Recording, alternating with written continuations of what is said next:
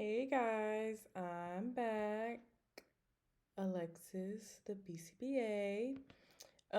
So first I want to say thank you guys for subscribing and viewing those videos.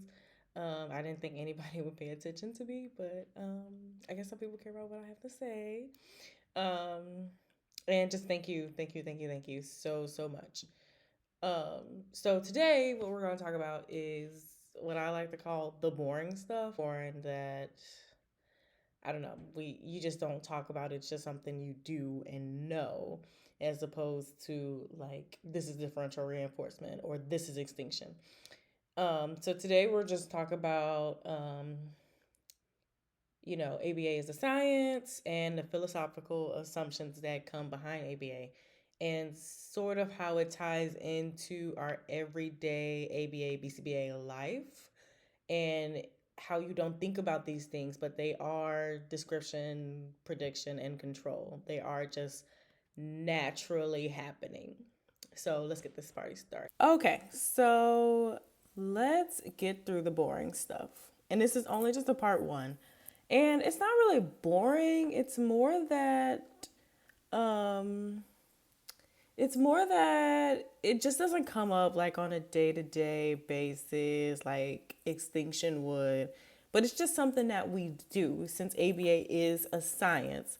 It's just things that we do and don't really realize we're doing it, but we're doing it. So the first thing is so the first thing is what makes ABA a science? Well, hell, what makes anything science? So you have to have control, prediction, and description. So control is the highest understanding of science. So what does that mean? It means that you are showing that your independent variable is causing this effect to your dependent variable. And how do you show that is through experimentation. Okay? So the way that I think about this in ABA is let's just say, for example, that let's let's say, for example, that you are potty training a child. You've done all your reinforcement strategies and now you are at your punishment strategies. He's not picking up on it, and you're decided that punishment is the way to go. So, how would you show that you have control? Well, the first thing you would do is you would take your baseline data.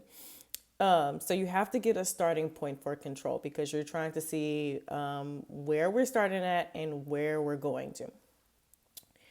So let's say your baseline is he's having accidents about 5 times a day and he's never peeing in the toilet. Okay, so that's your baseline. On the other end, you start using your punishment procedure for toilet training, and this would be your intervention. And then so on your intervention side, you're seeing that okay, he's no longer having accidents and he's increasing his time of his peeing in the toilet. So that's how you've just shown control. Your independent variable clearly showed that it affected the dependent variable. And basically, this is used a lot, basically all the time in ABA. We're always showing that the baseline is the start, and then our intervention is controlling the dependent variable. Okay. So next up, we have prediction. So, so prediction shows a correlation. Okay. So you can see this a lot in ABA when we're talking about like anecdotal data. And so some examples that I see that shows prediction is that he's having a bad day because he's angry. Well, we can't see anger and we can't take baseline on his anger before and his anger after. So that's just a prediction. It's showing a correlation. Or another example I always hear is he always engages in tantrum behaviors when he doesn't sleep. Again, that's a prediction. We don't have data to show that that is actually and truly happening. Okay. if you say, well, I predict that the client will, after this intervention, he will stop having off toilet accidents.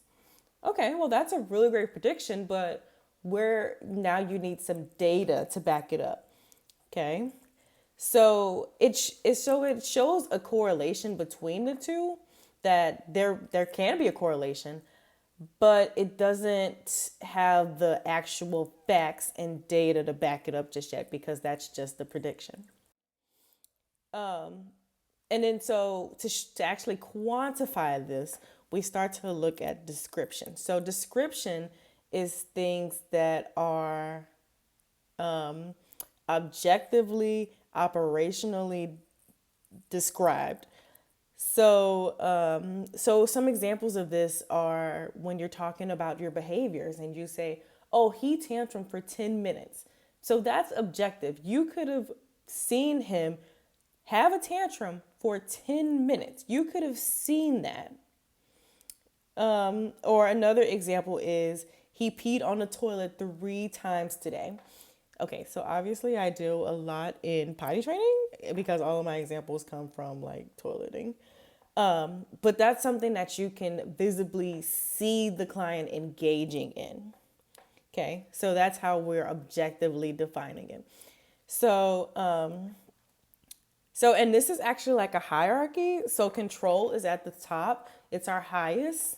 And then prediction is our second highest, because you would probably need some type of prediction to actually test and show your control. And then description is the lowest. Just talking about it, just talking about these things isn't enough. We have to be able to show that there is a functional relation that goes along with our control. So then after you get through understanding that ABA is a science, we start to get into the philosophical assumptions of ABA. Now, I know some of these are not on the 5th edition task list, but I just wanted to put all of them in there just in case some people are still in the 4th edition or whatever may be going on. All right, so first, it's determinism. So determinism also goes with control. So it's showing that your independent variable is having the effect on the dependent variable. Also with determinism, we are showing that we are orderly and predictable.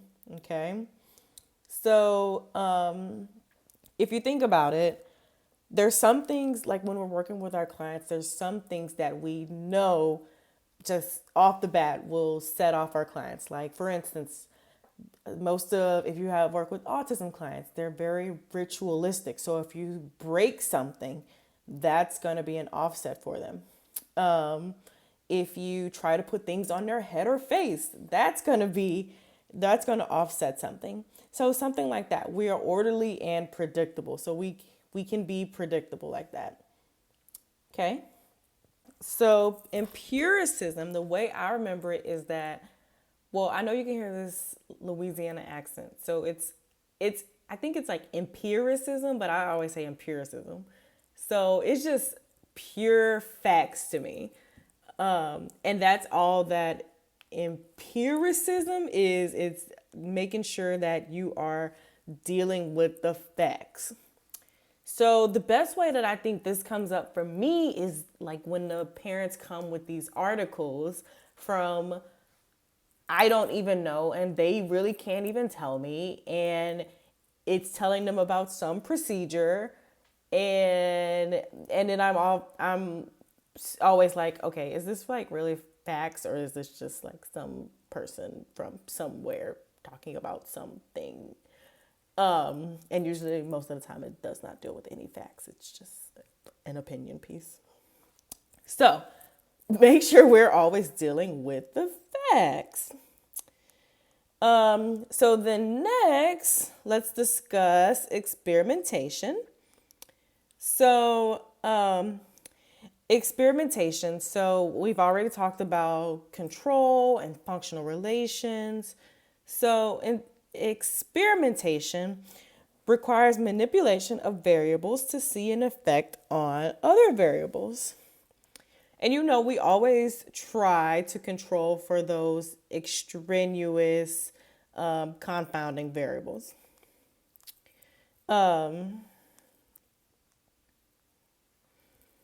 So we always do experiments because we always are having our intervention independent variables affecting our dependent variables.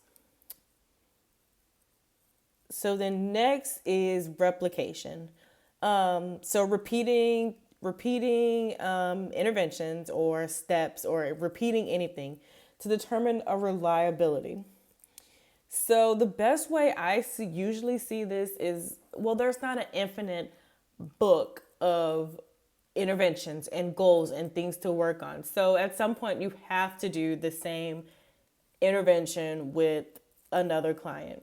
So what happens with me is when it comes to toileting must just be like my specialty or something. This is like my fourth or fifth time talking about this.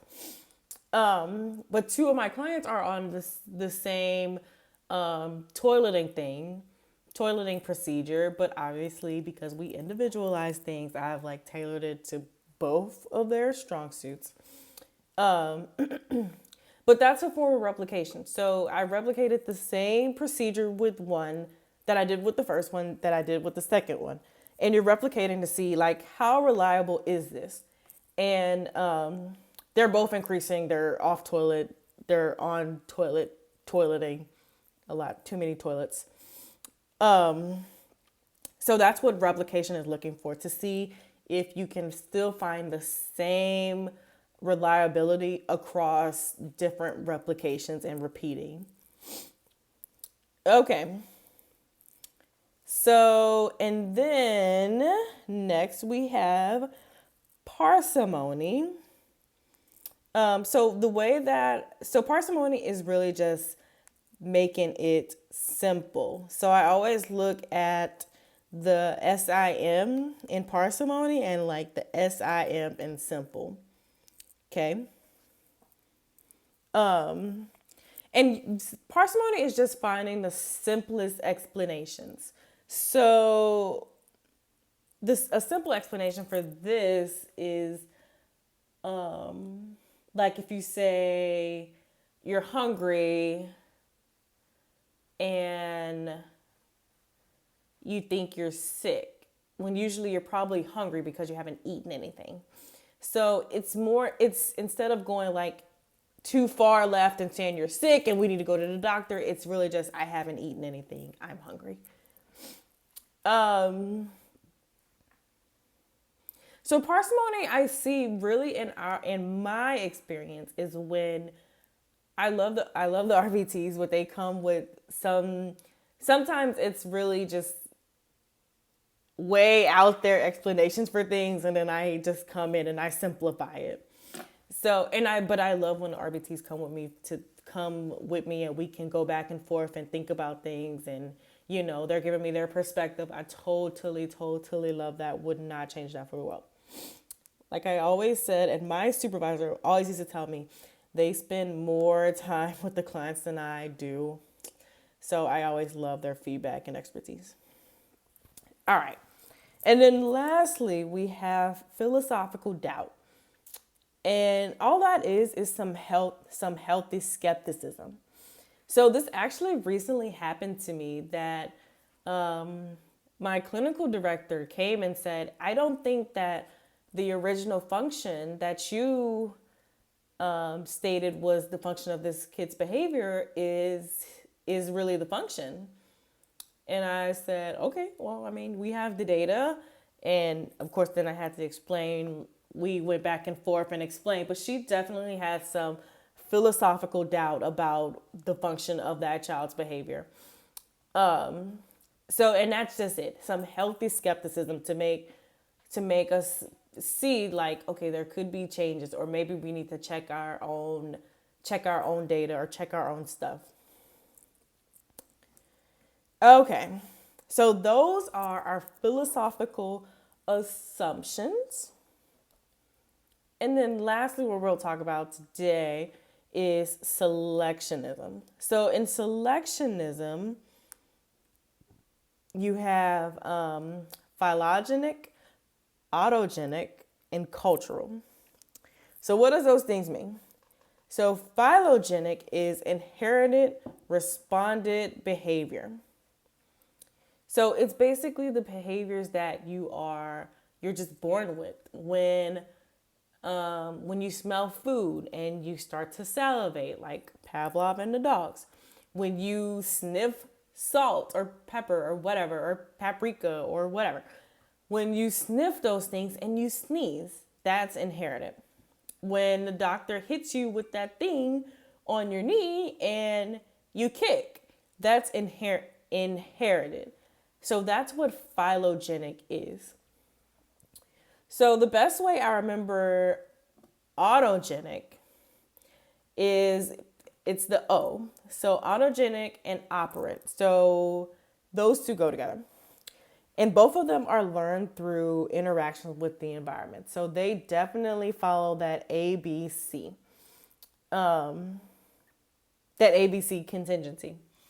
And that's how I remember that one. So if you remember that operant is autogenic and the other one is respondent, so that has to be phylogenic, then that's it, you've got it. And then, so the last one that was on the fourth edition task list doesn't seem to be on the fifth is cultural. So how does our culture affect our behavior? And what I like to say for this one, and something that's actually been coming up recently, is that the culture of some of my parents was that, what some of my clients' parents, was that they would get spankings if they misbehave. So that's in their culture, and they have brought it into the next culture. So, okay.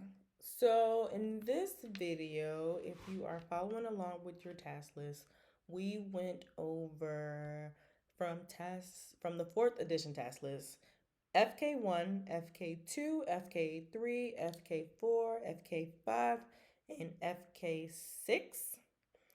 From the fifth edition, we went over A1 and A2. Yes. So next video, we're going to finish the philosophical assumptions and then go into assessments, the fun section that I really, really enjoy so much.